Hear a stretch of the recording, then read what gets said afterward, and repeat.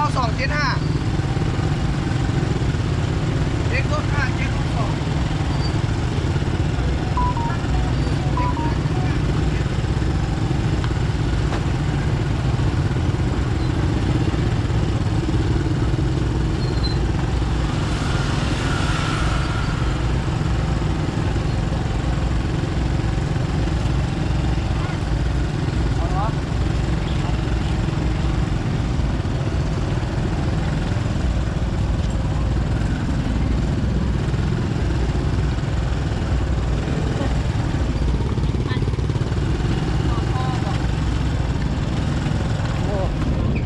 เดี๋ยวไปเฟ้ยิงนะ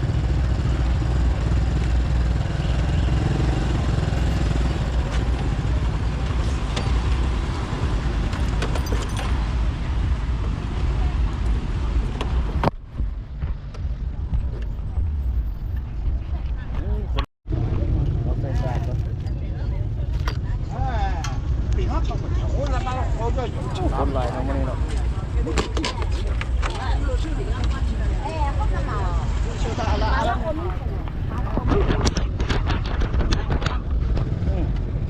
ตัวนี้กันเลยเดี๋ยวเอาปีรถกัน5762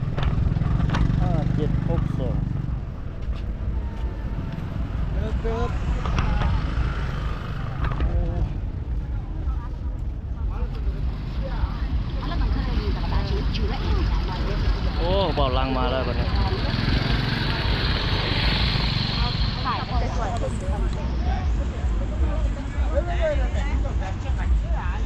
ไปโล่ทางแคมป์ของไปเลยเนาะโอ้ทุกเสา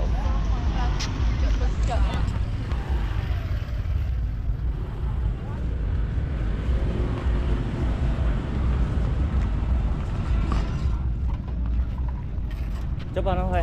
ฮะเคยจิวโอเคบ่ตัวนี้บ่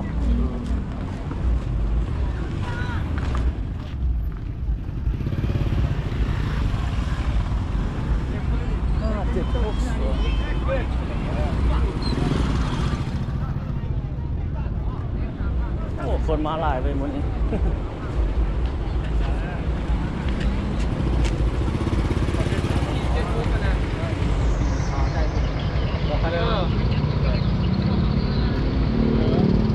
ถ่ายส่งเลยนะ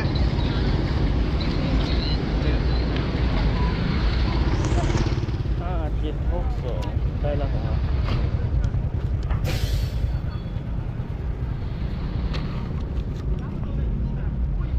เป่าลังก็มาแล้วเนาะวันฮอดแล้วนิดนึงเฮ้ยฮะยังบ่เปีย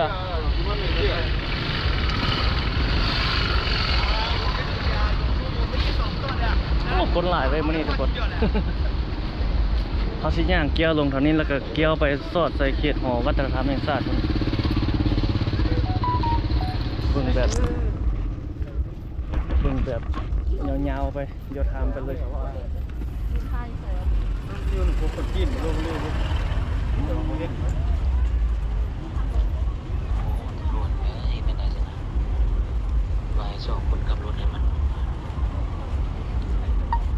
สินเจ้าก็สอบคนขับรถไปให้แล้วถ้านั่นสอบขันหู้ตำรวจให้ตำรวจพาไปแล้วก็ได้หรือว่านั่นเจ้าก็สอบคนขับรถไปให้แล้วก็ได้นะเดี๋ยวค่อยสิโบลังไปมันสิไปมันบ่ไปที่บ่เป็นโมงเดี๋ยวเบิ่งตัวจริงก็มันโมโหตำรวจแม่เห็นได้ชนะมาให้สองคนขับรถให้มันสินเจ้าก็สอบคนขับรถไปให้แล้วถ้าสอบขันหู้ตำรวจให้ตำรวจพาไปแล้วก็ได้ฝากรถก่อนมาฮอด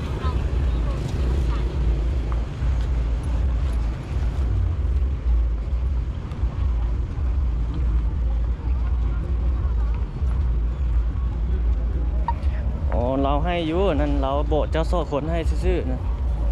ธรรมดากฎระเบียบมันก็ต้องให้มีคนมาเปลี่ยนเขาจึงโอได้เด้ เราก็เฮ็ดถือแล้วแต่ว่าต้องโซ่คนให้เราเจ้าก็โซ่เอาไผก็ได้ถ้าบอดคันท่าเราได้เจ้าก็ให้คำตอบเราว่าเขาสิโซ่คนให้เจ้าว่าซั่น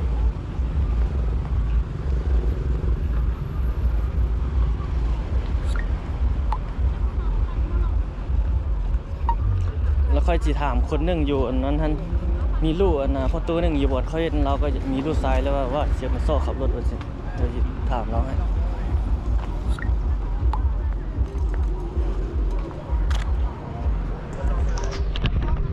โอ้มาแล้วนี่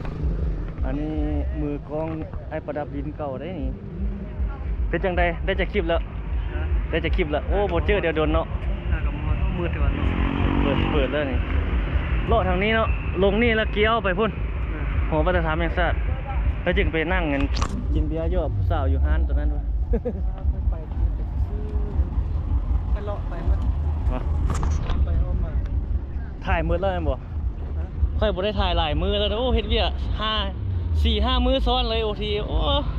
ค่อยขี่รถไปฮอดพระธาตุโค้งกลับขึ้นมานี่แล้วฮอดตลาดเช้าแล้วก็มานี่ไปปักสัน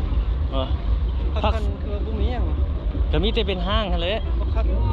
คือเจ้าว่าให้ค่อยถ่ายนำเดียวจิฮู้ถ่ายหยัง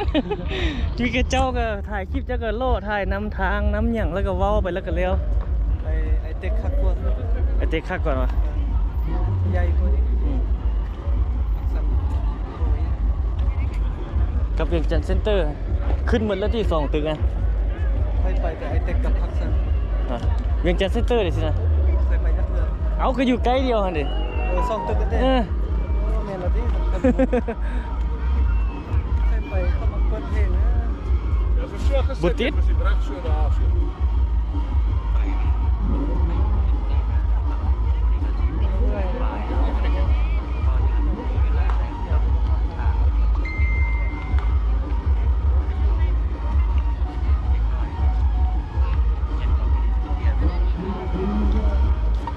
บุแม่นเด็กน้อยแล้วอายุซ้ำเฮาเบิ่นแล้วนะ30ปลาย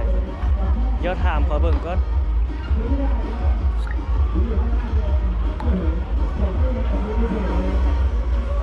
เอาหมู่เจ้าได้เวียกแล้ววะขับรถเฮ็ดได้บ่ มันเฮ็ดเรียกแล้ว เฮ็ดเวียกแล้วเจ้าเฮ็ดได้บ่ขับรถ รถเนี่ย โยงแฮมเลยบ่มีเวลาเฮ็ดบ่ได้ติเจ้าถ่ายคลิปบ่ได้ดอก ถ่ายคลิปไปได้เนาะ เออ ได้เดือนเด้ ฮะ ได้เป็นเดือนเด้ แม่นได้เป็นเดือน เดือนหนึง5 ล้านปลายนึงเด้ตัวนั้นโอ้ผู้สาวสัมภาษณ์ผู้สาวเว้ย ลงนี่ไปพุ่นวะอ๋อนี่ปลาหมึกไม่เท่าไร อันใหญ่จะน้อยนี่ใหม่ที่หาลูกใหม่นะชุดนี้ชาวบ้าน อ๋อเลาะก่อนลงนี่ไม่ได้ลงมาโดนนะโดนลงไปเลาะเลยฮะบุมีเจ้าอยู่ในเมืองมียันลิขสิทธิ์แล้วบ่ได้ท่านมันมีลิขสิทธิ์เจ้าก็จะแก้ไขอยู่หลังบ้าน แม่กายไปก่อนกายรถทัวร์ไปแล้วจะต้องเลี้ยวแม่ โอ้คนหลายเมื่อนี้วันนั้นเด็กน้อยนี่คนหลายอยู่แล้วเราขายโมขายปิ้งเลยคนหลายเนาะเอาที่ผ่านทางนี้เลาะไปทางนี้โอ้บอกหลังยังเปิดกล้องอยู่เลยหลายอาหารการกินโอ้มันนี่รู้สึกว่าคนหลาย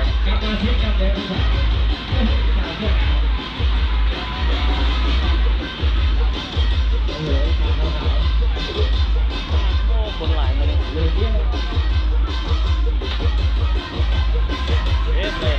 เป็นตูการกินมาแล้วเอาเลยแล้วชิมนะจะให้ดีๆนะ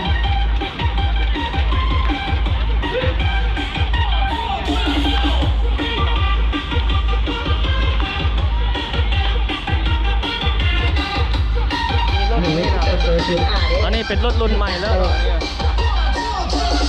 ก่อนนี่อันนี้ก่อนนั้นเป็นเล็กเนาะยานี่เป็นรุ่นใหม่แล้วนี่ประมาณนี้เลย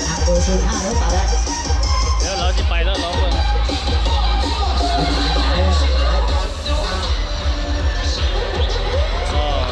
ไปแล้ว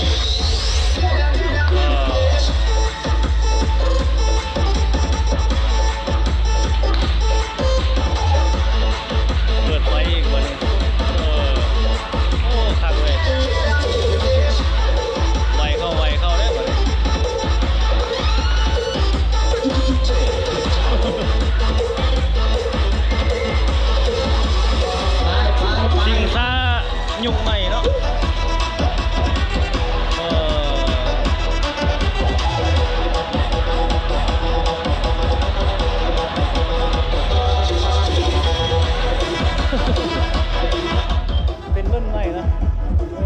มาถ่ายแล้ว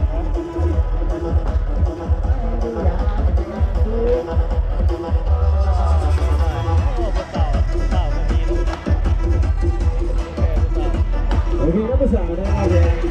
เด็กแล้วได้ไหมโอ้โหไปต่อแล้วไง เจ้าซื้อเกียร์ เพื่อ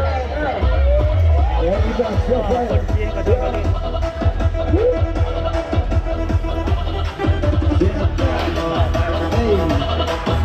โอ้โหรอบไปครับอยากย่าเสือเสือไปเลยนี่คือเต็มรอบไปครับเต็มเต็มก็ไป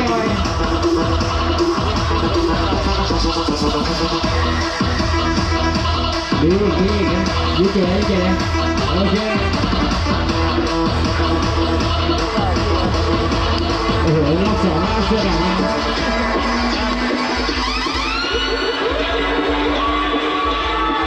เย้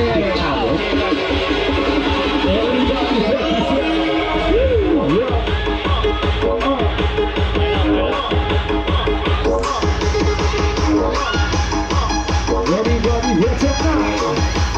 Hey, bye. Let's go! 来的，没干完了没？真是这个。 ไม่ใช่เราก็ขี่เลย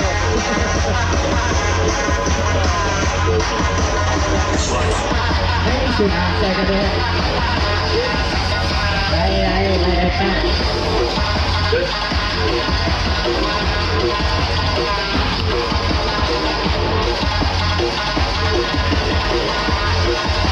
我拿来吃冰塔的。OK。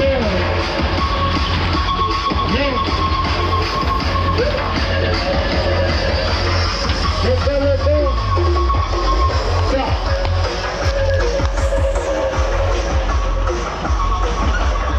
来吧，จัดไป บางคนก็เลิกประมาณยิงตรงกรอบตรงเป้าแบบนี้เนาะตัวสาวยิงตรงเป้ามีตรงเป้ามีอีกกรอบมีกระดุนครบรุ่นเลยเสียบปิ้งกรอบปิ้งโก้ก็มี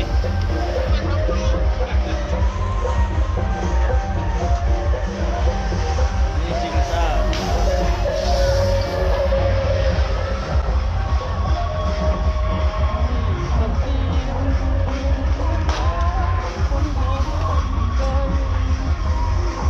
มาแล้วนี่นอนนี่ครับกินอิ่มแล้วนอนเลยโอ้ไปอยู่ใส่มาลิ้นนี่โอ้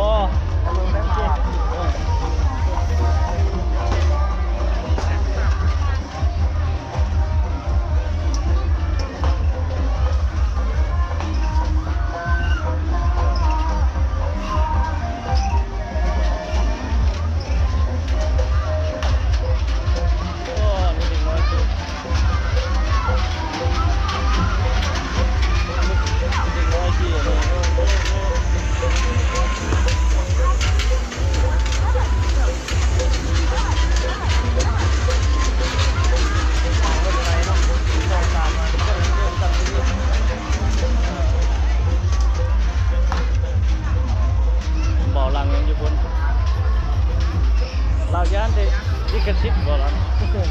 กินลิขสิทธิ์เราย่านกินลิขสิทธิ์เราโอ้นี่ตำหงก็มีนี่เฮาสิโลไปทางนี้ขึ้นทางนั้นเกี่ยวทางนั้นโลทางนั้นวันนี้เรายังอยู่ใส่ลังคายอยู่พุ่นน่ะ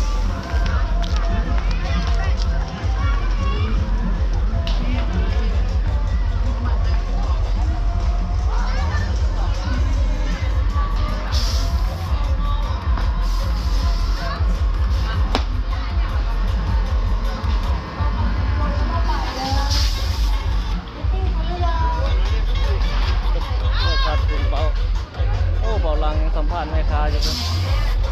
เดี๋ยวขอโลกมายังไม่ค่ะ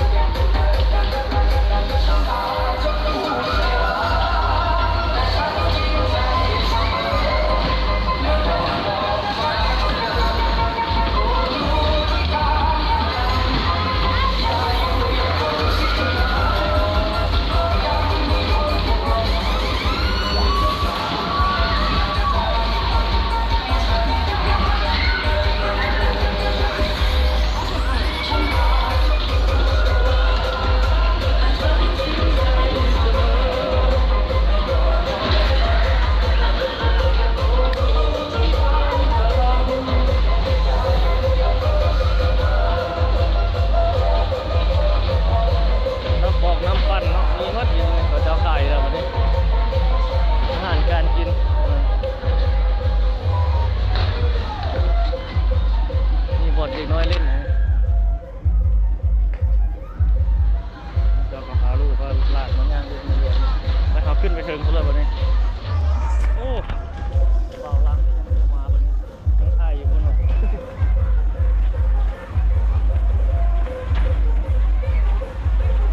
วันนี้คนหลายอยู่แล้ววันนี้วันไม่ยิงเลยแล้วก็เป็นวันคิดเลยก็เลยหลายคนโอ้ลงจะน้อยเขาจะลงไปทางนี้เนาะลงก้นไฟหุ่งนี่เกี่ยวพุ่นโอ้เบาลังนี่ไปอยู่ใส่แล้วดิ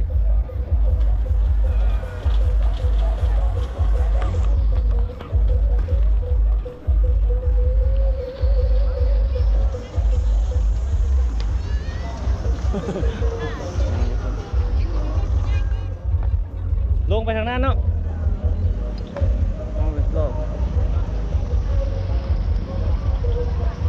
ไปฮันเบียร์นี่ยังนั้นโพดยังเศร้าโพดมันยังบ่ถึงนั้นน่ะ เราถ่ายคลิปก่อน ไปนะ อยู่พุ่นมีอันนั้นได้มีนะมีมันอย่างว่ามีงานที่เขาจิโร่ลงตรงนี้จึกโซ่ดอกพุ่นโลขึ้นมาแล้วย่างออก เดือนนี้นี่แป๊บมือเลยค่อยบ่ได้เรียกนะ เอาเจ้าพักไปใส่ ค่อยไปเซ็งขับรถก๊อกๆเซ็งได้แล้วมีแต่เลือกไปเอารถก็สิออกเขาแล้วโอ้เฮ็ดก่อนเขาดีเฮ็ดเป็นเส้นเลยนะ เขาเจ้ายังพ่อยโอดสิ เริ่มบนนัดให้เป็นก็ได้ไล่โอ้ บัวเขาก็ฮับงานเฮ็ดอยู่นอกก็ได้สิบ่ ได้เราว่าเฮ็ดอยู่ไสก็ได้ไปเฮ็ดที่เงินก็ได้ โอ้ผู้สาวงงลองดูมันก็ง่ายตัวเป็นมันทำคาบเบี้ยรับไปเฮ็ดเลย เวลาคลิปนึงเนี่ยโอ้ยาก นั่งตัดยืนรถก๊อกๆก็ได้นะ โอ้บ่ได้ บ่ได้ป่ะ ยากโคตรคลิปอันนี้คือคลิปอะไรเนี่ย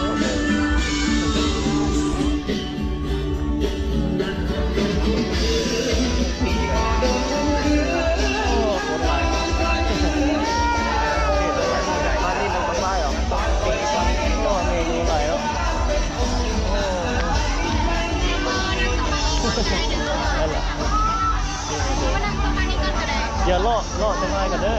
ขอบใจ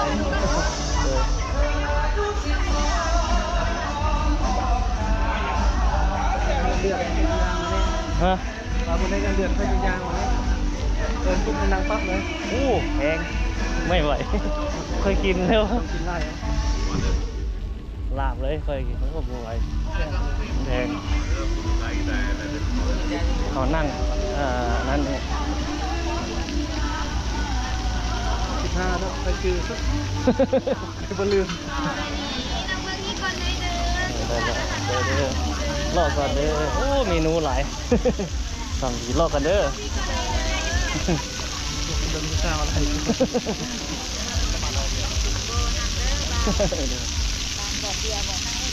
โอ้เย็นดีโอ้ใกล้สงกรานต์เลยเนาะรีบน้ำนี่คักเลย ถ่ายคลิปใส่เบาๆเลยท่าน ฮะ ค่อยถ่ายคลิปตรงนี้ใส่เบาๆเลยค่อยเมื่อย บุมีอารมณ์ดิ จับกล้องยางเราก็ว่าค่อย ค่อยก็คือกัน ๆขอแฮปหมดอ่ะ ค่อยก็คือเดียวเจ้าบนคลิปค่อยไม่ได้เว้าหลายเด้สไลด์กัน จะเป็นสไตล์นั้นนะ โอ้ผู้สาวหลาย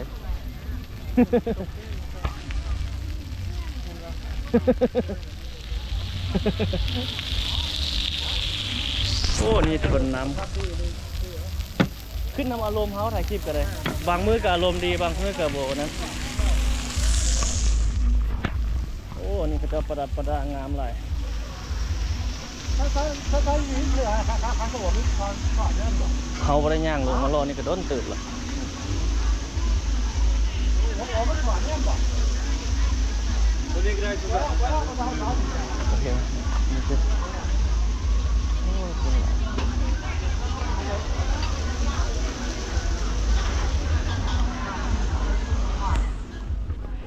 หลายหลายเมนูเดินรอกันเด้อโอ้เขตนักท่องเที่ยวเขตทัวร์อะไร ทำ都要这个。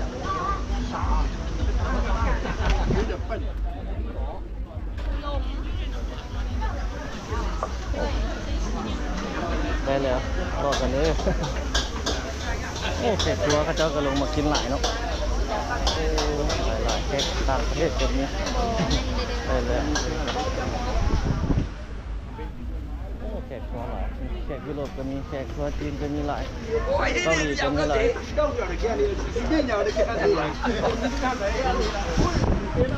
โอ้เบาลังยังโง่อยู่ข้างหลังคนนึงเขาก็ถ่ายคลิปมาได้แบบนี้หลายตัวนี้โตมาใหม่ตัวนี้ดูทางเบื้องนี่นะ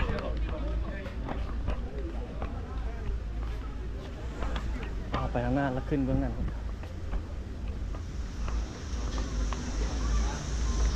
โอ้เมนูอาหารนี่หลายทุกคนเลยเต็มเลยเบียร์30,000 กีบเจ้าน้อยเนี่ยรอไทยทางนั้นผู้สาวดิเอามันกว้างมันกว้างมันก้อนโอ้ทางนี้ก็เจ้าปรับห้าม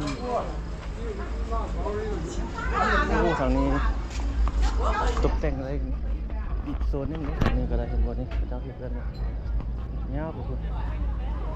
นั่งกินแบบนี้สบายเลยชิวๆอยู่ประมาณนี้เนาะแขกทัวร์หลายอยู่เขาเจ้าก็กินอยู่ได้แล้วขอบใจเด้อว้าขึ้นไปถึงแล้ววันนี้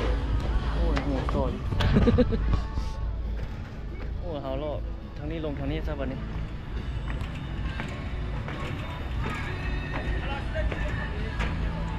ทางนี้ก็มีบุฟเฟ่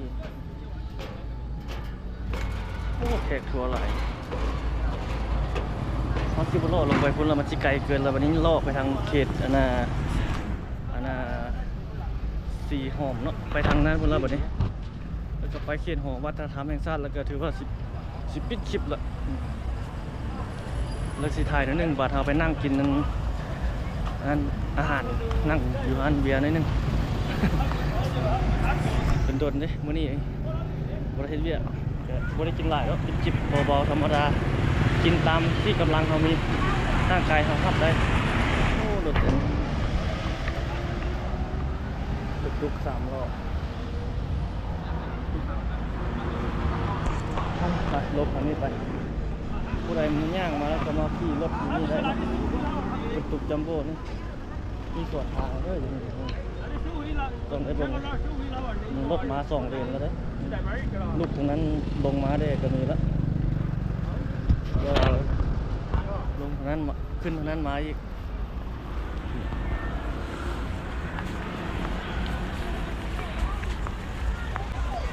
โอ้หายใจง่ายพอได้ย่างจนเติบวันนี้ก็ได้ขายดีเนาะคนลายอยู่ในมื้อนี้วันคิดเด้แล้วก็บวกกับอันนั้นเด้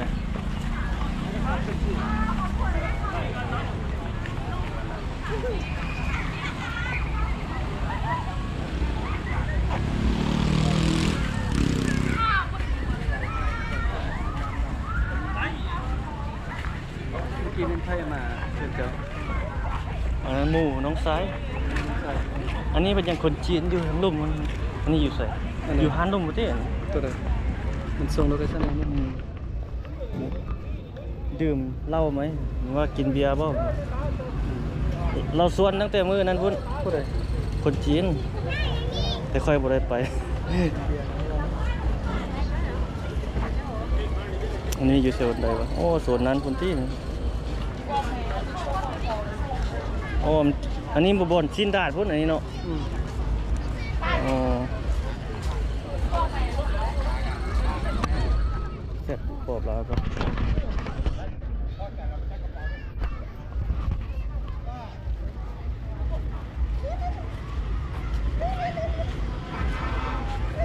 你得说买小鸡ค่อยสังเกต对。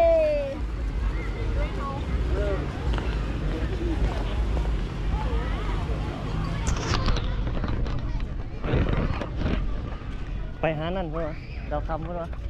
เก่าที่เก่าเนี่ย โอ้โหจีเก่าแม่นไปหยอกผู้สาวน้อยเหรอ ไปอยู่บนนั่งโต๊ะคนนั้น นั่งตัวแจพี่เนาะนั่งสวนลุ่มพี่บัดนี้บ่ตกบ่ขึ้นไปสวนเถิงอืม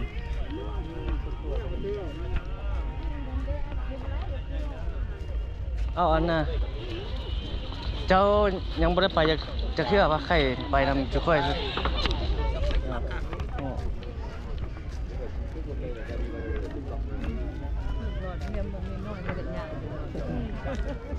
อ๋อเลาะ เบิ่งเพิ่นจับกล้องตัวเพิ่นคักขนาด แบบนี้เลย ไฟหมดแล้ว เหลือสิมา%สาดต่อเลย ส่งไปเลยเป็นเส้น เสริมแบบนี้เลยแหละ จะว่าเป็นเส้น ต่อแห้งไทยครับเสิร์ฟใส่แล้วไปโหวัฒนธรรมพุ่นต่อ ไปสีหอม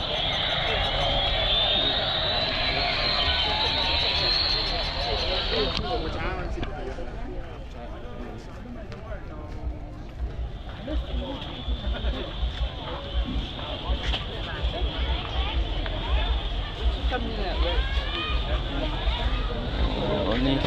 เจ้ามาซื้อเครื่องกีฬาไปหาเจ้านี่แหละทุกคน เก็บให้เราไว้ดูไว้เก็บใส่ตู้ไว้เก็บใส่ถ้วยให้เรา น้ำส้มมันน้ำหมักเกี๊ยงสด อยากมาซื้อรถ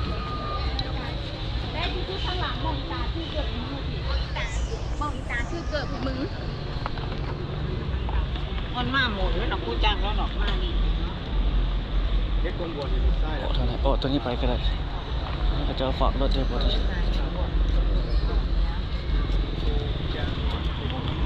โอ้14%คือเข้าไฟคือลงเรื่อยๆเนาะตอนนี้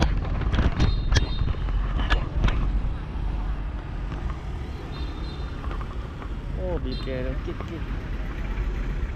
อันนั้นส่วนมาบ่ได้แล้ว เปลี่ยนว่ายังงงทางบ่ได้ ตัวนี้บ่ขึ้นอย่างเดียว ขึ้นอย่างเดียวนะ ลงมาบ่ได้แต่ก่อนนั้นลงมาได้ เมื่อกี้ค่อยลงมาทางนี้คือนึงทางนี้ ลงอันนี้ได้แต่ก่อนแต่ยามนี้บ่ได้แล้ว เป็นตำรวจเขายามเลยเด้ แม่นแต่เขาบ่ใหม่ ไม่ได้เขาเตือนซื่อ แม่นอีกประมาณ 2-3 เดือนทางหน้าเขาเจ้าใหม่แล้วเด้ เนาะ อืม เคยเห็นนี้แต่ว่า3 เดือนคือบ่มีคนฮู้แต่ว่าเขาไปดูเพิ่นมากระเป๋ากระเป๋าอ่ะ เด้อเล่นคนเด้อ โอ้กระเป๋าใหญ่อันนี้แท้ เดินทางเหรอ เขาเห็นอยู่โรงพยาบาลเลยไปซื้อ เดินทางบ่ ค่อยซื้อ3เซน8บ่ อ๋อ สีส้มค่อยปะไว้แล้วค่อยบ่ได้ใส่เสื้อตัวนี้ ใหญ่โพด เป๊ะติอันนี้ ใส่รถจักรนี่ อ๋อบัตรทางหน้าเพิ่นก่อนบัตรเฮาสิออกเดินทางก่อน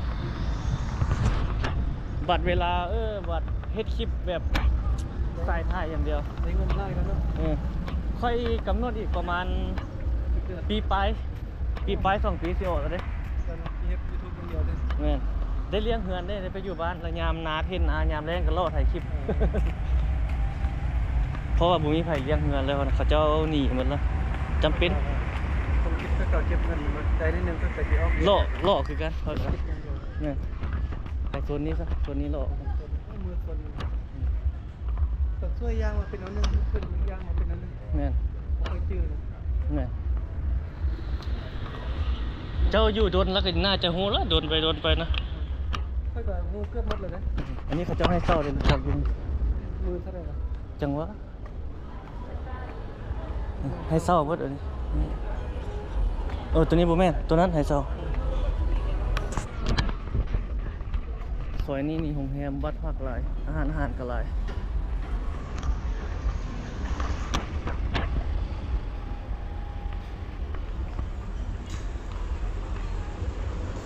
โอ้นี่เขตต่างประเทศเพิ่นกินอาหารเต็มเลยอาหารยุโรปเนาะธรรมดาเขาต้องย่างเข้าพี่ได้จึงถือได้จังก่อนมีประเทศทางย่างอยู่พี่แต่แถวย่างมามันเป็นแบบนี้ด้วยไปบ่ได้ มีรถมีอย่างเนี่ยมีป้ายตัดแบบนี้ธรรมดาจุดนี้เป็นทางคนย่างเลย แต่ว่ามันย่างบ่ได้ย่างตัวนั้นบ่ได้ก็จำเป็นต้องมาย่างตัวนี้แหละ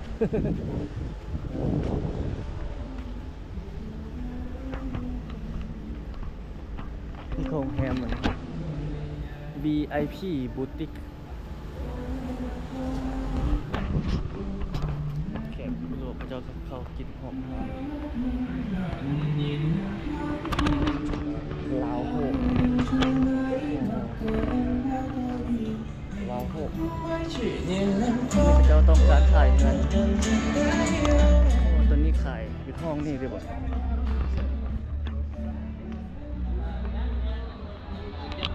ออกไปนี่ก็จะสอดโออันหอวัฒนธรรมเพิ่นเนาะเพิ่นมีงานอยู่หอวัฒนธรรมทุกคนเฮาสิพาทุกท่านโลกแบบนี้แหละ เบิ่งบรรยากาศนั่นไปภาพมันอยากสัตว์นิดนึงทุกคนเลยอ๋ออันนี้งามเนาะไตไฟงามแบบนี้ส่วนหลายเป็นเขตทางยุโรปเพิ่นเลยนั่งติดนักท่องเที่ยวทางยุโรปหลายส่วนนี้จะเป็นโซนอาหารยุโรป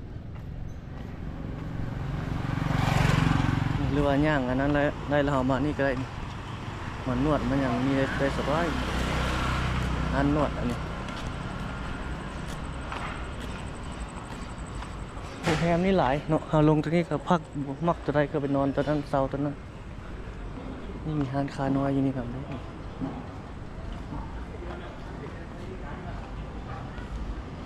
านอาหารเอาย่างตัวนี้ก็ไปซอดพุ่นนี่ซอดบนย่างไปทางสีหอมพุ่นแต่มาซอยนี้ก็ได้คือกันหลายซอยอันนี้ก็โรงแรมเขตนี้เขตบ้านมีไซเนาะเมืองจันทบุรีนครหลวงเวียงจันทร์อาหารก็เจ้าเอาป่าไปนักท่องเที่ยวเขาเจ้าก็มาอ่านเบิ่งมักแล้วเขาเจ้าก็ไปกินทาถือตัวมักตัวอย่างกันนักท่องเที่ยวเจ้าก็ย่างเลาะ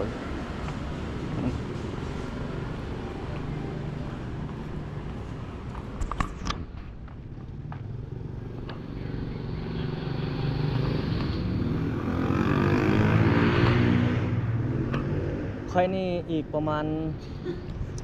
4-5 มื้อมีคนมาใหม่อีกแล้วคนค่อยอยู่นะ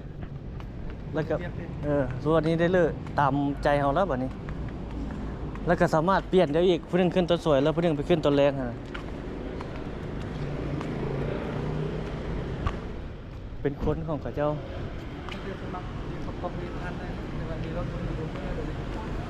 ผ่านแล้วเคยเอาปะไว้ครบ5 มื้อแล้วก็เปลี่ยนแล้วเขาบอกเคยไปเอาเอกสารปกติเคยไปบุกไปเคยตัดต่อคลิปประมาณ 2-3 มื้อตัดต่อคลิปมื้อละ 2-3 คลิปได้ค่อยละค้านอันซอกลูกค้าค่อยละยอมบ่ได้ซอกมันมีในมือถือก็มีในมือถือซั่วมือถือตลอดเลยซั่วเขาสิกดมาแต่ว่ามันซอกเอาได้ที่ซอกบอกมาข้างหน้าผู้เดียวนี่เขาย่างลงนี่แล้วเกี่ยวไปตรงนี้ถนนเศรษฐาธิราชตัวนี้นี่2เลนนี้เป็นของอันน่ะ BRT นี่แต่รถทั่วไปจะไปเลนนั้นพุ่นไปเลนนั้นแต่ว่าลูกทางนั้นมันลูกเลนนั้นมานี่เราไปฮอดทานบ่ได้ย้ายแล้วจึงไปเลนนี้อีกไปฮอดโรงแรมตัวสูงๆข้างหน้าแล้วเพิ่นได้เปลี่ยนเลนอีกเด้บางคนนี่งงได้เส้นนี่มาแต่ที่เพื่อนล็อกเมืองประเทศแม่นเส้นเจ้ามามื้อนั้นเด้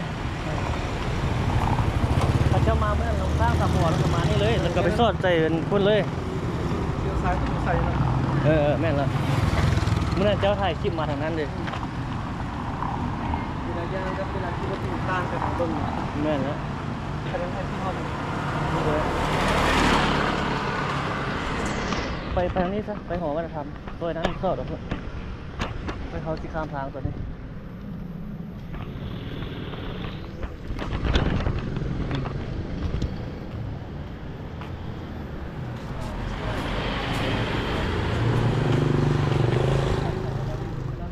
โอ้คือเจ้าถ่ายคลิปกันน่ะเจ้ามื้อนี้เจ้าคิดว่าสิไปเส้นทางเส้นใดเฮ็ดแบบเจ้าไปสิเกิดมันเฮ็ดแบบนั้นถึงนี้เนาะถ่ายอยู่ในแบบเอาเจ้าเฮ็ดคลิปอันน่ะสิเกิดลงมาเด้ นี่ในเสาไฟนี่เขาเจ้ากำลังเสียวลงดินแต่ว่าตอนนี้ยังบ่ลงเพื่อ นี่นะทำเลยนะเพื่อที่รถจักรเป็นแน่ แม่นจะเฮ็ดคลิปที่เกิดมาเด้30 นาทีว่าจะเฮ็ด 30 นาทีแน่ เออเฮ็ดคลิปสไตล์นั้นแหละ ไปบนตัดต่อเลย เฮ็ดแบบนั้นล่ะง่ายอันเจ้าคิดว่าสิโอ้มื้อนี้สิไปถ่ายใส่นี่โอ้บ่ฮู้เลยจ้างก็บ่ได้ถ่ายบ่ได้คลิป คือจะเว้าให้ค่อยเนาะว่าโอ้พาไปถ่ายจักค่อยสิพาไปถ่ายใส่ค่อยบ่ไปก็มีประตูไซมีแต่ท่าหลวง กลางคืนแต่นี่เฮาก็ถ่ายหมดแล้วนี่แต่เจ้าไปรีวิวเส้นทาง ขี่รถไฟท้ายเลยนะ มื้อนี้สิไปเขตใดไปเขตดงโดกบ่ไปเขตห้วยหงส์บ่ไปเขตถนนไกรสอนพรหมวิหารบ่ก็ว่ากันไป ขี่รถไฟมันได้เห็นง่ายจัง เนี่ยคือตอนนั้นค่อยกับบ่ฮู้สิถ่ายคือกันแต่เข้าถ่ายไปนำมันหอมยำหยังตอนเอารถถีบอะนะคันสิมาคิดเบิ่งว่าโอ้มื้อนี้สิไปถ่ายหยังแล้วสิฮู้แนวถ่ายเลย ค่อยบ่ได้ตั้งใจว่า เพิ่นได้คลิปสวยแม่นบ่ ไปกลับไปเฮ็ดเวียกนะเราไปจิครับกลับเอาเปิดกล้องกันรอเบิ่งหลังจากนาที แล้วเบิ่งก็คือว่าโอ้ก็มียอดวิวอยู่เด้ ฮอตลอยดิ ลงตลอดของค่อยมันกล้องลิตรอันน่ะพาโลอันนะยอด ซองอันนั้นได้เงินดีกว่าซองใหม่ซองเก่า แม่นมันค่อยเบิ่งนะมันยอดวิวมันดีกว่าเฮาซ่องเก่ามันนั้นมันปิดการมองเห็นบ่ ถึงว่าซองใหม่ยอดวิวน้อยก็อยากจะได้เงินหลาย ได้เงินหลายกว่าเหรอโอ้ก็ดีลงซ่องนั่นเด้ค่อยคันไม่ค่อยนี่ค่อยคือค่อยเว้าให้เจ้าลงซ่องนั้นสงสิได้เงินก่อนค่อยเว้าให้เจ้ามื้อนั้น แม่นบ่ 0.01 0.02 0.10เอ้ยจะนำซองเก่า วัดซองใหม่แม่0.9 0.50ไป อ่ะ วอดเลียนไปตรงนี้ อ่ะ เป็นอันนั้นเนาะ เนี่ยอยู่นี่เขาเจ้าจัดงานนะ มันนั้นเข้าไปเบิ่งตรงนี้แหละ มื้อนั้นเขาเจ้าก็จัดเหรอ เดี๋ยวขบวนระยะเข้าเบิ่งเลยจะมีว่าจะให้เข้าเบิ่งนะ บ่อันนี้เขาจัดอยู่เนาะอันนี้น่าจะเข้าได้อยู่ติโอ้ 14% โอ้ นี่โรงแรมเหรอเป็นเฟอร์นิเจอร์เนาะโรงแรมจันทปัญญา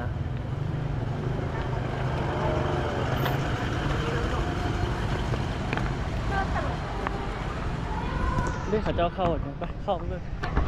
โอ้โหโอ้โหแก๊สเยอะ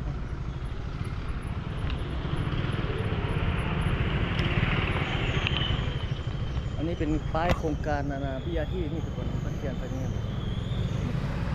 เป็นนี้เป็นภาษาอังกฤษอ๋อตัวนี้เป็นภาษาลาว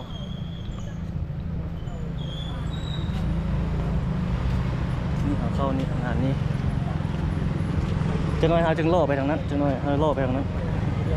อันนี้เขาจะมาทางนี้ก่อนเป็นจัดงานอยู่นี่แต่ว่าบู๊ว่าทางไหนเข้าได้หรือเปล่า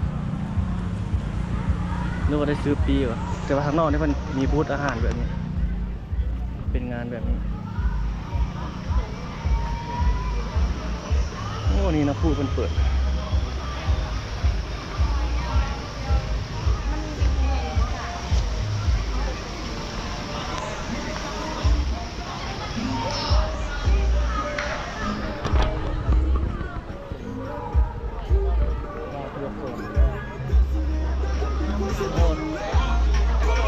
เทศกาลวัยรุ่นมาอย่างไร ได้เจอดีแล้วหมูก็ได้หมู100% เขาก็ลบเหรอลบหลังบ้านเลย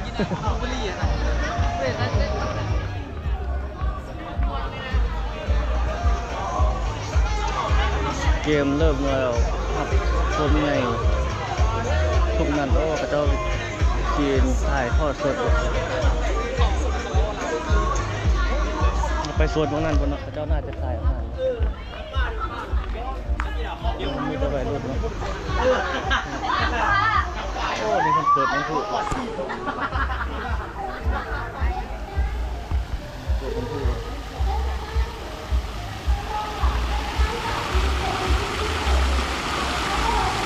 อยู่วัฒนธรรมนะตอนนั้นมีเวทีนะยากไป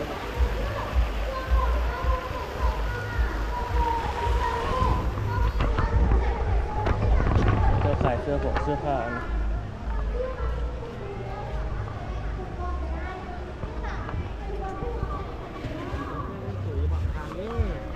วันนั้น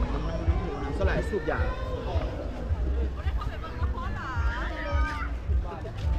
โอ้มีคนมาล่อหลายคนนี้มีบูธมาเบิ่งทางไหนกระเจ้าให้เข้าบ่รู้จังไดเนาะโอ้ตัวนี้เลยซื้อ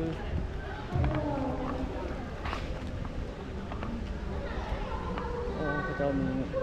เป็นอันนั้นที่เป็นบูธเป็นอย่างนี้เนาะไปรอบโซนนี้ก่อนครับ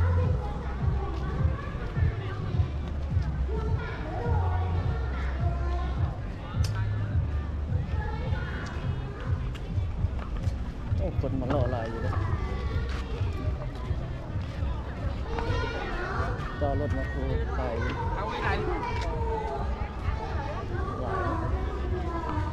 หลายนักศึกษา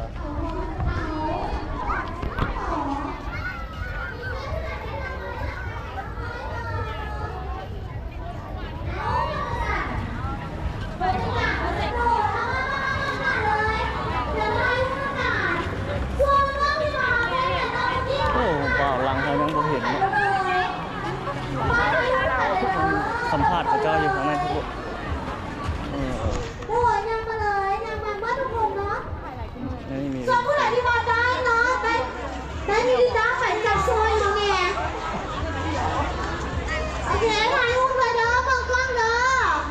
เขาเจ้าได้กิจกรรมอันนี้เป็นบอลไทยรูป และผู้เข้าแข่งขันเนาะแคทวอล์กคอนเทสต์ อันนี้น่าจะมีการ ในตอนนี้เราจะขออนุญาตเชิญขึ้นมาทางด้านเทิงเวทีได้เลยเด้อโดยเขาก็แจ้งน้องๆทุกคนหลายๆขอเชิญน้องๆนักคอสเพลย์ที่วางค่ะห่วงการแข่งขันของพวกเราเป็นผู้ที่นี่ขึ้นมาทางด้านเทิงเวทีเพราะว่าเราจะทำการประกาศผลรางวัลกันแล้วขอเชิญ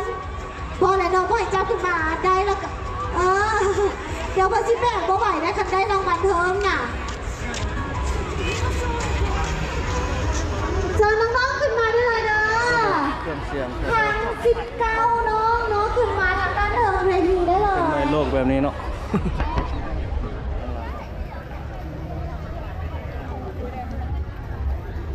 ในต่อนายอุ้มเนาะในต่อนายอุ้มผู้ที่ได้รางวัลจับแต่นั้นเอาแต่กล่องเดียวให้น้องทายก่อนเลยเด้อป่องหนึ่งสองกล่องก็ได้ เพื่อว่าบ่ได้จับหลายอย่าง นี่ โอเค เขาเจ้าขาย เชิญเลยเชิญงานทุกน้องเลยนะ1 2 3 4 5 6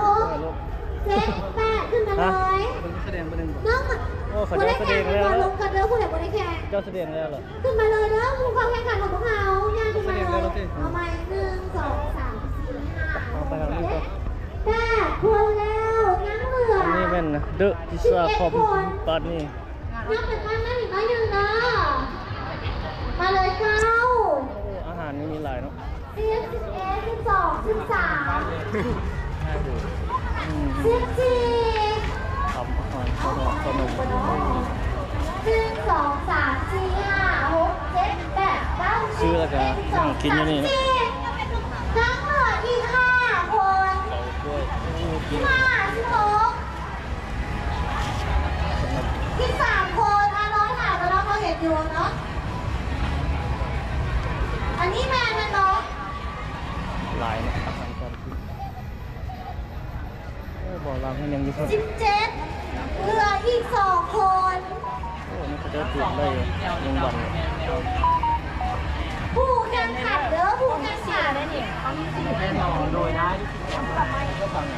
แซนน้องมันบอกมาคุณมาดูลูกเฟสค่ะถ่ายอีกคนหนึ่ง2 3 4 5 6 7 8 9 10 2 3 4 5 6 7ย่ำไปบ้างได้อีกเลยนึงเด้อโดยย่ำเอาพวกนี้ทางจะตรงไปกินแล้ว กินแซมโบ ย่ำไปเลยเด้อ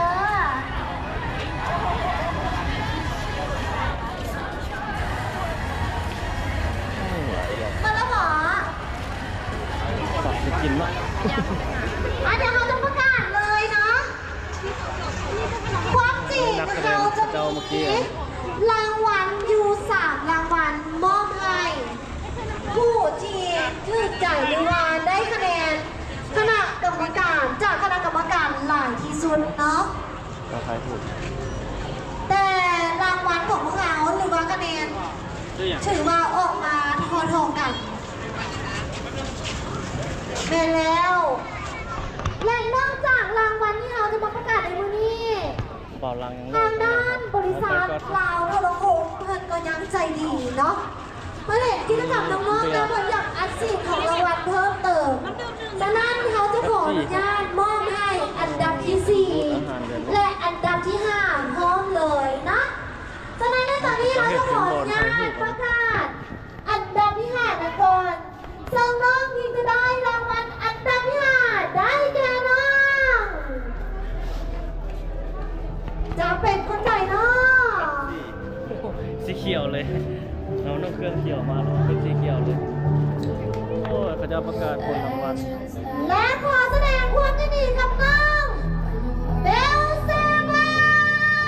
นเป็นน้องเป็นคนหนาโดยขอแสดงความยินดีนะที่วันได้อันดับ5เนาะสวัสดีได้รางวัลจากทางชิพาหรือว่าบริษัทยาโทรโคงนะขอเชิญตัวแทนจากยาโทรโคงขึ้นมามอบรางวัลให้กับน้องๆได้เลยเดี๋ยวถามตัวแทนไปก่อนเด้อมันต้องยืนให้ตัวแทนก่อนเนาะโดยอันทำงานพูดได้เลย อันนี้จะเป็นของขวัญหรือว่าของรางวัลจากทางที่ร้านหรือว่า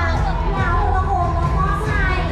อันดับที่ 5 รอไปสีหอมตัวแล้วโอ้40 ปลายนาทีละคลิปนี้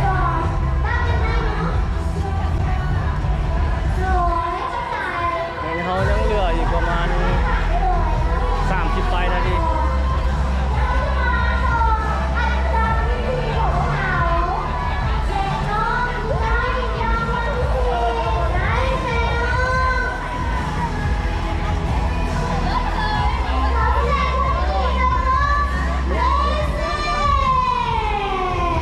กำลังยืนโจ้เป็นพระเจ้าอยู่โลไปทั้งสีหอมแล้วเลย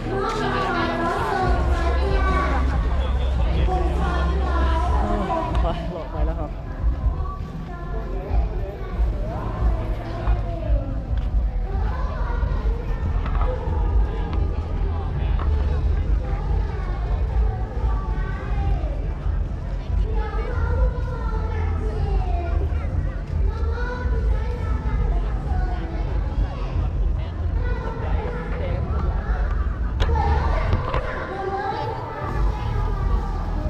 เราบ่เห็นนะ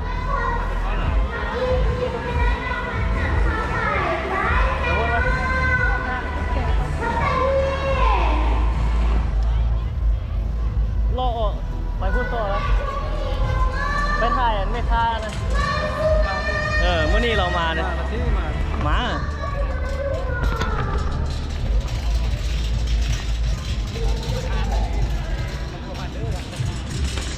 แข่งเนี่ยครับ ฮะ แข่งเล่นเกมด้วย แม่นเด้อ วันนี้เขามีคนเขาเล่นเกมอยู่พักกันเขาแข่งกัน เออ แต่มันถ้าเราจะลงแข่งแล้วก็ค่อยบริลินดนเลยโอ้ผมก็ยังเล่นเก่งเลยตะกี้เดี๋ยวค่อยเข้าไปแข่งแล้ววันนี้ สั่งสินใส่เป็นละครเนาะเห็นบ่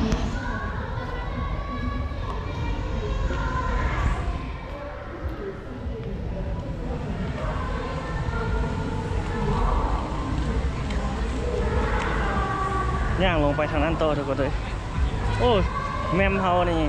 เหลืออีก30 ปลายนาที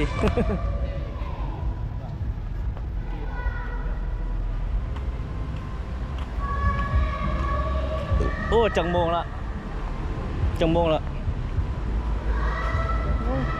เมื่อกี้ว่าสิย่างไปหาหนอมแล้วหนอมให้เรียกงานตื่มเลยอยู่ใกล้คาวลาวพาซ่าวะมันเปลี่ยนมาเฮ็ดยามเพิ่มบ่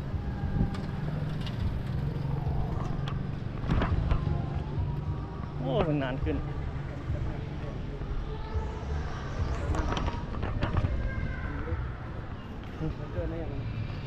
หอวัฒนธรรมแห่งชาติ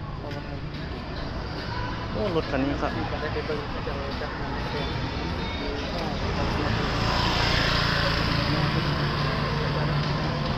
โอ้ อันนี้แขกเต็มเลยเนาะนั่งนะทุกคนดูโอ้แขกหลายนี่ก็คงแคมได้อยู่เชิงนี่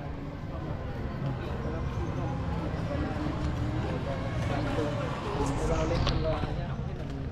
เมฆา เฮ้ยค่ะ เมฆาไข่ ขนมเหรอ ขนมมาเนาะเพราะว่าคิดคนตัวคือเขาลังอารมณ์แต่เขาเล่นเห็นเมฆาได้แต่ตัวเซ็กซี่เนาะอยากไปเบิ่ง โอ้ตึกตัวนี้เขาเจ้าก็กำลังเห็นอยู่นี่เมื่อนั้นเจ้าถ่ายลงก็ได้หลายวิวอยู่อะโอ้ทางหลังนี่ประดับดิน YouTube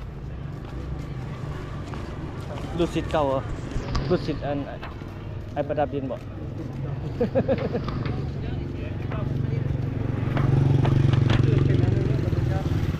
มือสวยเป็นอันนึงเลยต่างเดียว อิตาลี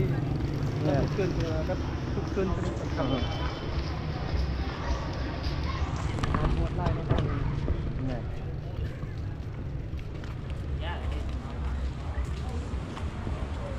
งานของงานค้าขนมมัน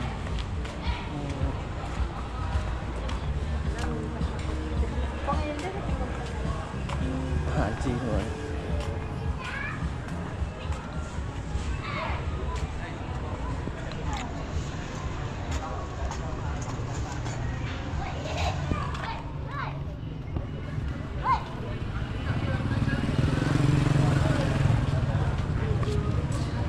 คนหลายกลางคืนมาแล้วเขียนอันนี้เครื่องท้องถิ่นเอเชีย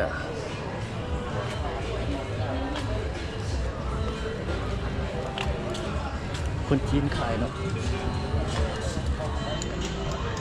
โอ้ภาษา ปิ่นกล้องเลยห้องน้ำเลย ยางนำเลย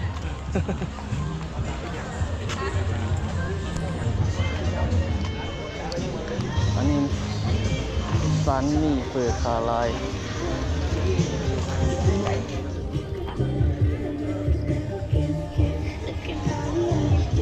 เสื้อหมวกเสื้อผ้าเต็ม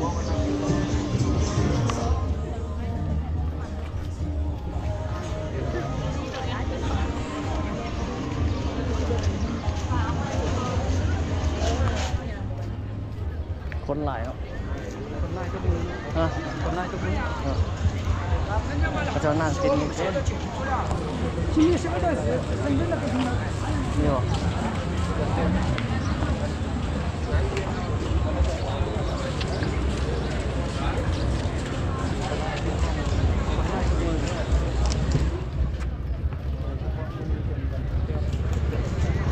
โอ้คนนั่งกินอันนี้เต็มเลยอันนี้ก็เต็มโอ้คนหลายไปมานี่ดูเต็มเลย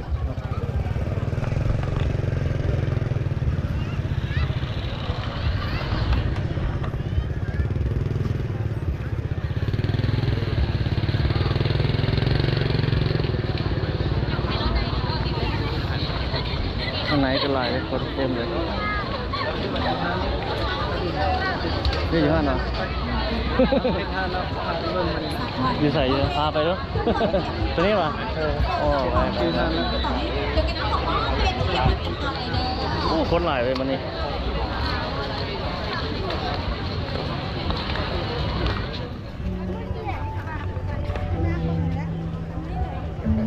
โอ้ไม่กล้านี่เราขาย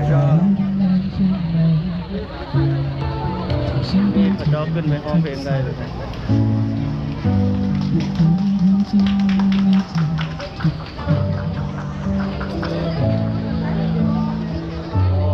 ่ค้าเขาจะเอา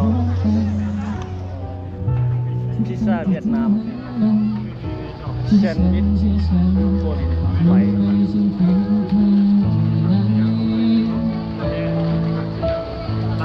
49,000 กีบ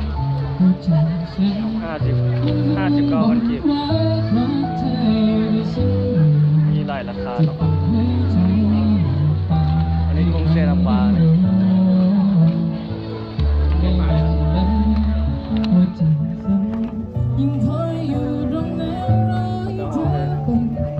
คนหลายเนาะ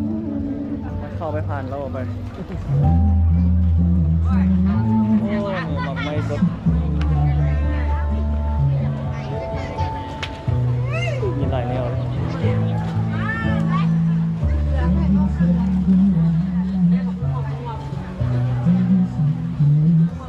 อรี่น้อยส้ม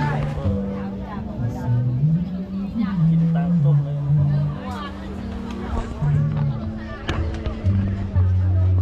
โอ้คนหลายไปทางไหนเนี่ยโอ้นี่ก็จะเรียนคิวมีหลายเต็มเลยคนหลายคนหลาย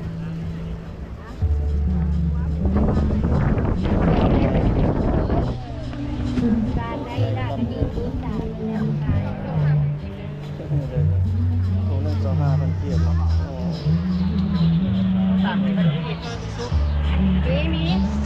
โอ้คนหลายไปได้อยู่บ่ได้อยู่บอกมาเจ้า ข้อนมโอ้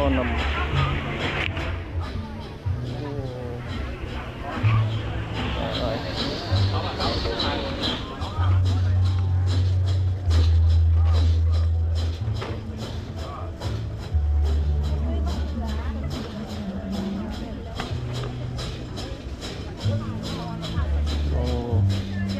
หลาย หลายแนวเนาะเมนูโอ้บางร้านก็ปิดเนาะวันนี้วันแม่ยิงได้บางร้านก็ปิดโอ้มาทางนี้นี่คนหลายไปได้อยู่มียำจีน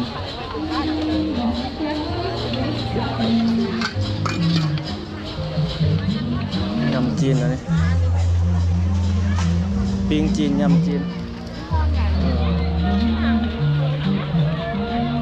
คนหลาย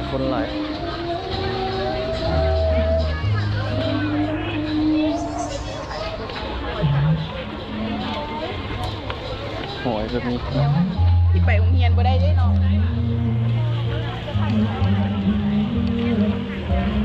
เขาหลอกออกไปละผ่านเข้ามาแวะเบิ่งอันนี้มันยังไก่ไข่ 还是珍姐在的那一次好吃。哪里啊？就是记得吗？之前就是我们去绿茶去那个海鲜馆那里，你对海鲜馆。对啊。โอ้ทางนี้ก็หลายเนาะคน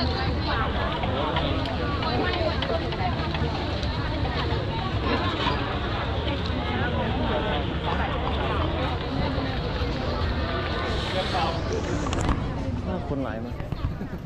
น้องอย่าลืมกันแล้วกันเนาะตอนนี้สำหรับผู้ใดที่ว่ากำลังเข้ามาอยู่เนาะก็สามารถเข้ามาแวะซีนกาแฟมีแล้วพวกเรา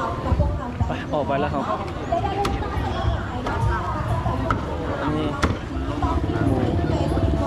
หมูปิ้งนี่คือเป็นหมูก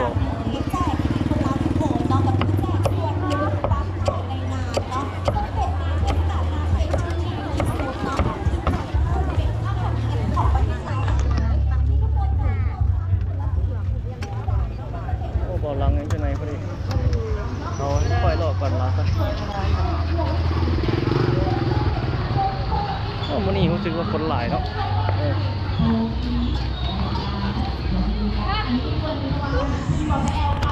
คนหลายข้างหลังเรา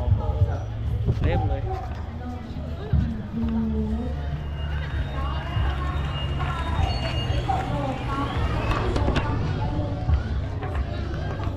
คอยย่างไปท่าเรา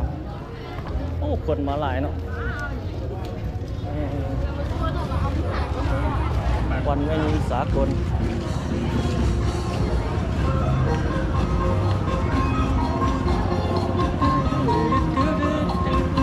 เสาเล่บ้านนา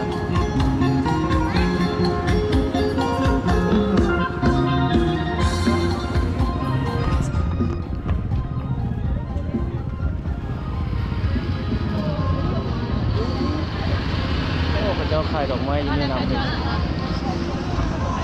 ซื้อให้วันแม่ก็ได้เลยเจ้าขาย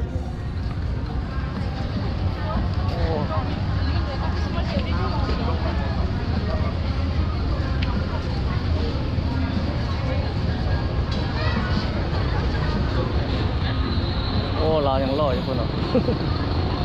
เดี๋ยวรถเด้อ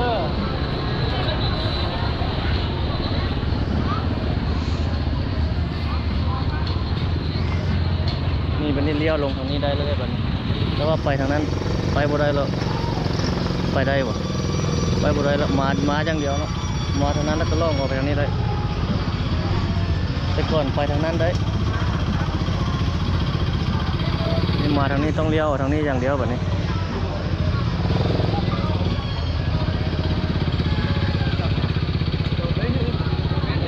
โอ้ท่าเบาหลังบางคันยังบ่เข้าใจได้ยังจะเลี้ยวไปทางนั้นอยู่แต่ที่จริงไปบ่ได้แล้ว ธรรมดาต้องเลี้ยวลงทางนี้พี่แล้วได้บ่เนี่ย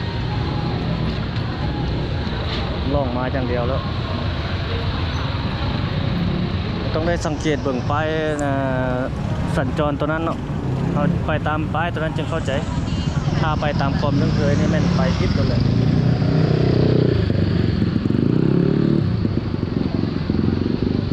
นี่เป็นกฎใหม่แล้วอันนี้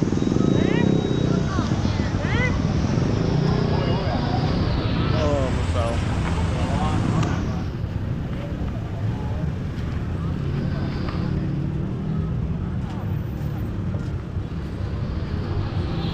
บรรยากาศสดๆอยู่สีหอม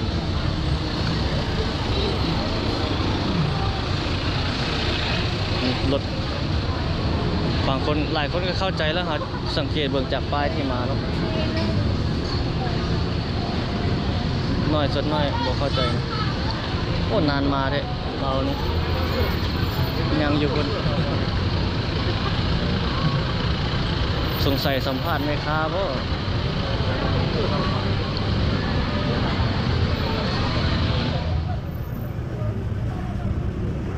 อันนี้เป็นบรรยากาศสดเลยเด็ก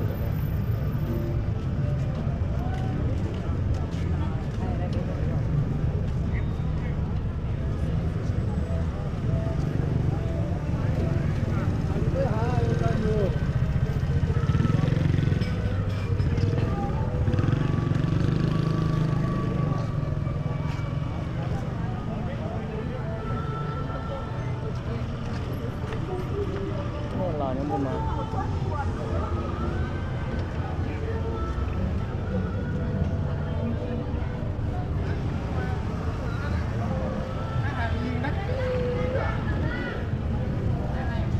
ไปสัมภาษณ์แม่ค้าบอกเป็นยังไงเนาะนานแล้วโอ้มาแล้ว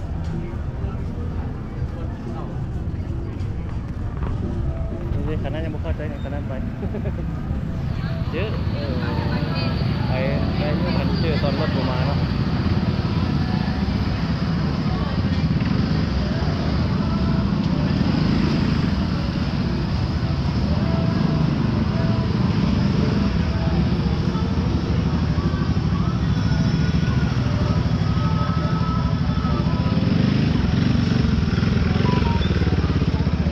ฮะ พี่น้องไปเล่นคนหนึ่ง ใช่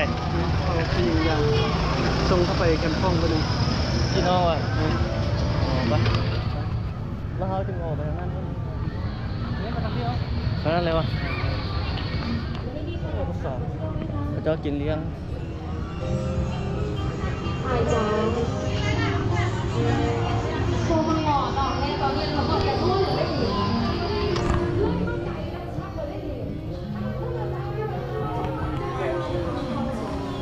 คนหลายมานี่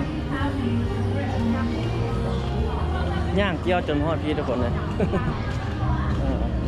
อันนี้เราสิไปส่งพี่น้องเราเนาะพี่น้องเพิ่นมาที่เราเตรียมโพง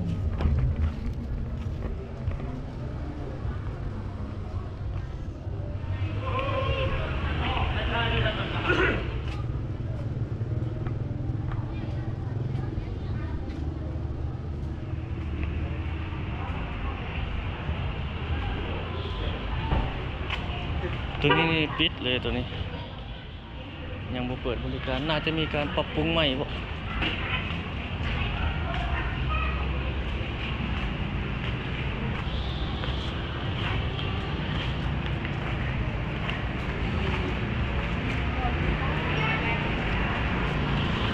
รถนี้มาทางไหนมาบ่ได้แล้วเด้ทุกคนไม่ใช่ลูกทางนั้นลงมาเด้อบางคนบางท่านย่านบ่เข้าใจนะแต่ก่อนนี่เอาส่วนไปทางนี้ได้แต่ว่าบัดนี้บ่ได้แล้วต้องได้ไปทางนี้อย่างเดียวแล้ว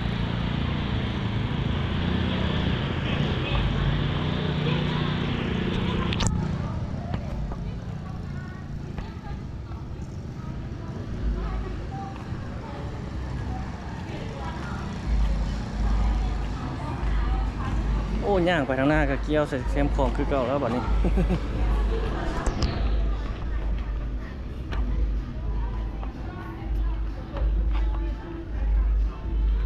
อันล็อกอันนี้เลยทุกคนที่เพิ่นเก็บเงินได้ต่อไปนะ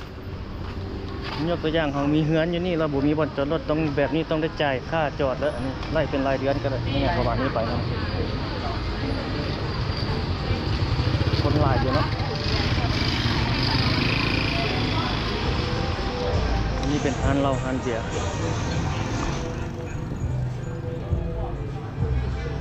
ไปซื้อได้นี่แต่ว่าห้ามเลี้ยวไปทางนั้น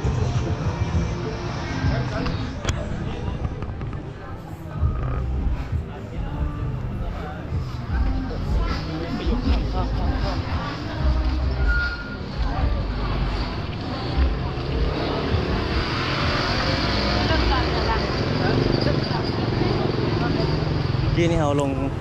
ไปทางนั้นพ้นเนาะก็จริงนี่มาทางนี้ก็ได้คือกัน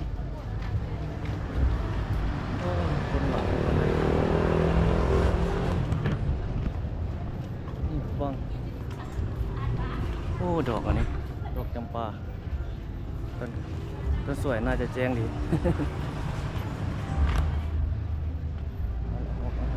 เกาหลีคือบรรยากาศสดๆทุกคน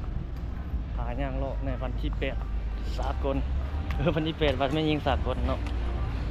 โอ้ได้ยาวสมควรคลิปนี้ทุกคนเลยมาโลกอัปเดตมาชมหาย่างเบิ่ง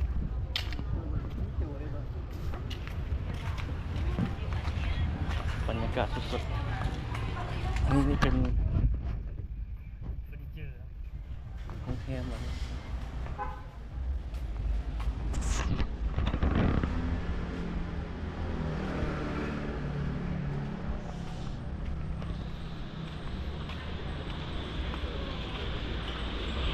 โอ้รถหรู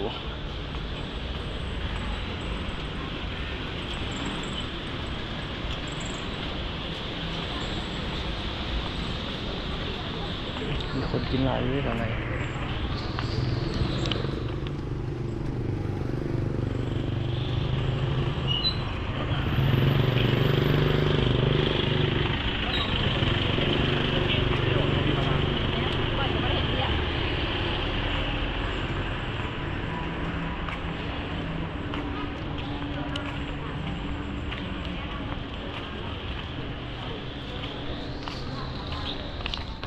จากต้นไม้ไผ่ไม่สร้างไผ่ครับน้ำเนี่ยก็ปลูกอยู่ในเมืองแบบนี้ก็ได้เป็นดอกไม้ประดับในตัวเมืองเลย อยู่บ้านเราก็โบสู้มีกันอย่างนี้มันเริ่มมันจะใกล้มันแบบเริ่มจางๆหายไปนะ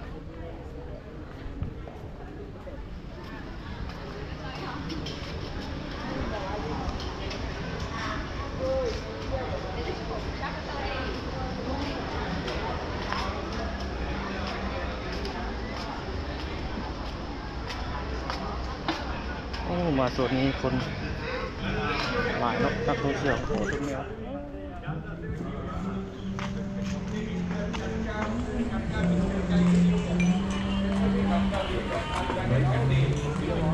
คนเต็มเลย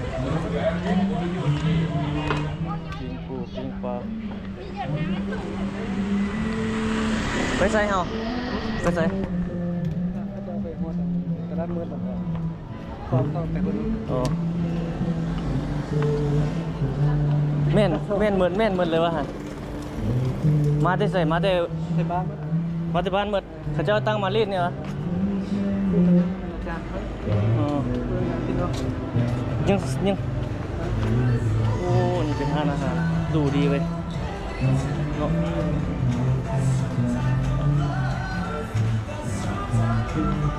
โตเลื่อนเข้าไปในกันเลย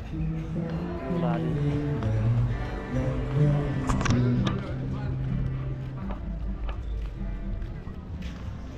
โอ้หาวนอนแล้วนี่จักโมงแล้วบุนี่เขียนต่างประเทศเขาจะก็รอซื้อเสื้อคือกัน8 โมงเนาะแขกกิโลเขารอมาถือแนวถือใจก็ซื้อเนาะที่ขวดมันเนี่ยวัตถุยับมัน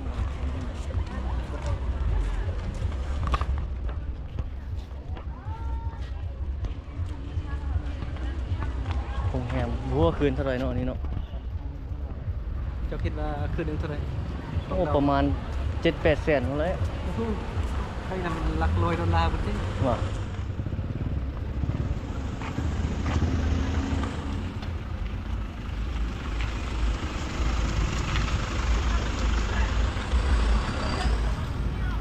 อันนี้เป็นร้านอาหาร3เอ้ยเนาะปิดแล้วเนาะ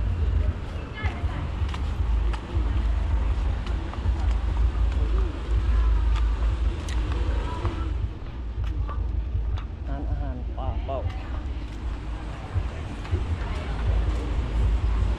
โอ้ข้างในมีคนหลาย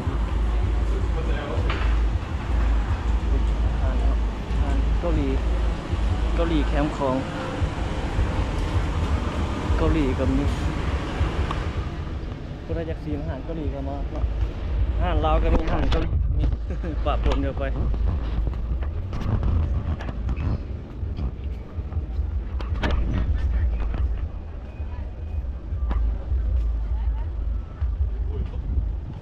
อเมซอนคนหลายเนาะโอ้วันนี้รถดำหมดเลยเดียวเลย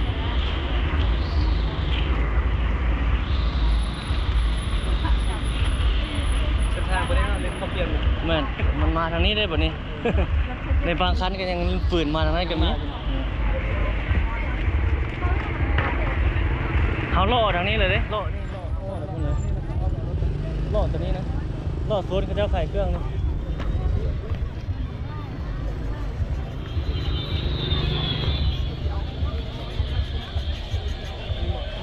ตรงนี้นะ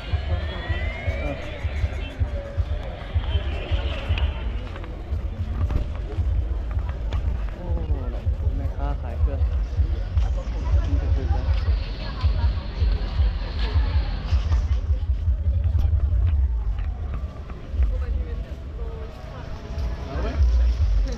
แถบยุโรปก็หลายได้ทีเขาจะเข้ามาล่อทางในซื้อเครื่องซื้อของคนลาวเขาก็หลายคนยุโรปก็หลาย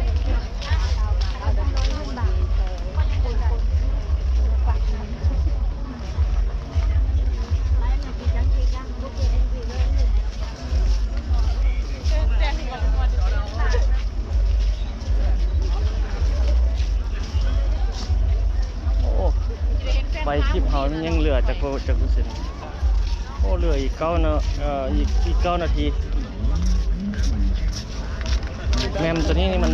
บันทึกได้ประมาณ2 ชั่วโมงเขาบันทึกลง2 ช่องเลยเนาะช่องดิบพาโลได้แล้วก็ช่องดิสาแนลเลยมันก็เลยเต็มละได้ประมาณ3 คลิปนั่นแหละมื้อนี้ เอาอยู่นี่หวะ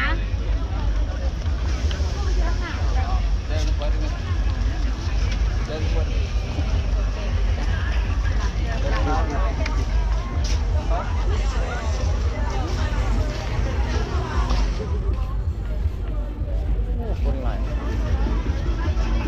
คนเราเขาก็หลายเหมือนกันนักท่องเที่ยวก็มีหลาย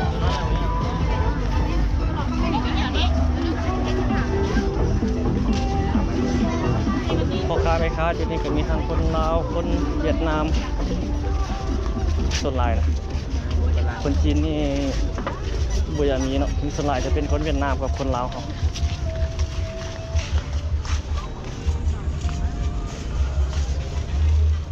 ลองออกมาทางนี้แล้วไป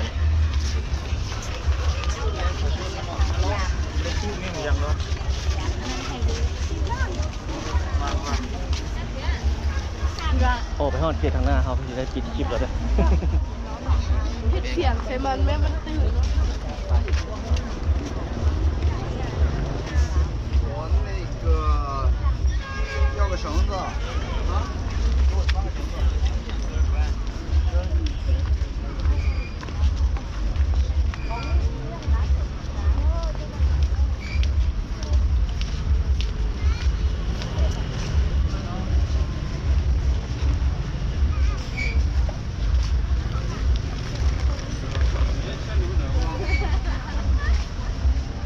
过来。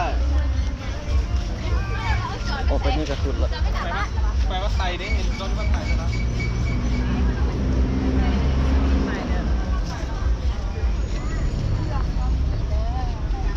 โ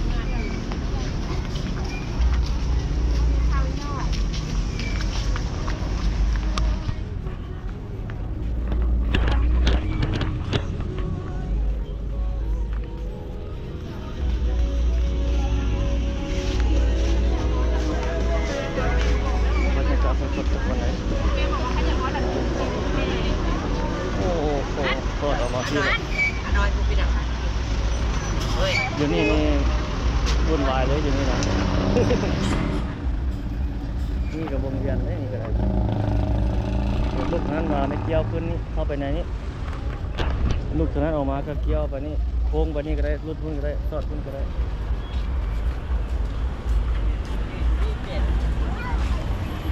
มีทางมาลายตามทางนี่ก็รถมาต้องให้ระวังนะ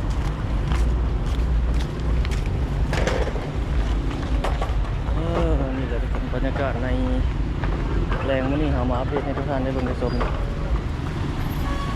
เดี๋ยวเราสิไปลิ้นนั้นพุ่นต่อเนาะเบิ่งว่าจะเป็นจังไดจิเก็บบรรยากาศให้เบิ่งอีกครั้งโอ้มาน้อยตุ้มแมว